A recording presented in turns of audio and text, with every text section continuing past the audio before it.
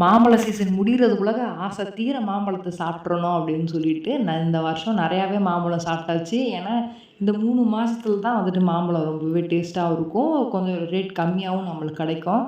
அதனால் சரின்னு சொல்லிட்டு இந்த வாரம் என்ன பண்ணேன், சரி மொத்தமாக நிறையா போய் வாங்கிட்டு வந்துடலாம்னு சொல்லிட்டு இங்கே இருந்துட்டு மாதாவரத்துக்கு போனோம். மாதாவரம் தான் உங்களுக்கு எல்லாருக்குமே தெரிஞ்சிருக்கும். சென்னையில் வந்துட்டு மாம்பழம் அப்படின்னு சொன்னாலே மாதாவரம். அங்கே போய் பார்த்தா எல்லா குடோனும் அப்படியே பூட்டி பூட்டி வச்சுருக்காங்க. அப்படியே ஃபுல்லாமே ஓலை குடிசை மாதிரி இருக்கும். அது ஃபுல்லாக மாம்பழம் தானா. அது சீசன் இருக்கிற வரைக்கும் நல்லாவே வந்துட்டு சீப் அண்ட் பெஸ்ட்டாக வந்துட்டு மாம்பழம் அங்கே கிடைக்கும். எனக்கு நான் இத்தனை நாள் விட்டுட்டு நான் இன்றைக்கி சரின்னு சொல்லிட்டு போய் பார்த்தா ஒரு கடை கூட கிடையாது மாம்பழம் கடை. சரின்னு சொல்லிட்டு எங்கள் வீட்டிலேருந்து கிட்டத்தட்ட பார்த்திங்கன்னா ஒரு 5 கிலோமீட்டர் இருக்கும் மாதாவரம். அப்புறம் என்ன பண்ணுறது அப்படின்னு போகும்போதே வந்துட்டு இந்த இடத்துல ஃப்ரெஷ்ஷாக இருக்குது, இங்கேயே வாங்கிக்கோ அப்படின்னு சொல்லிட்டு ஒரு பழக்கடையில் நிப்பாட்டினாங்க எங்கள் வீட்டில்.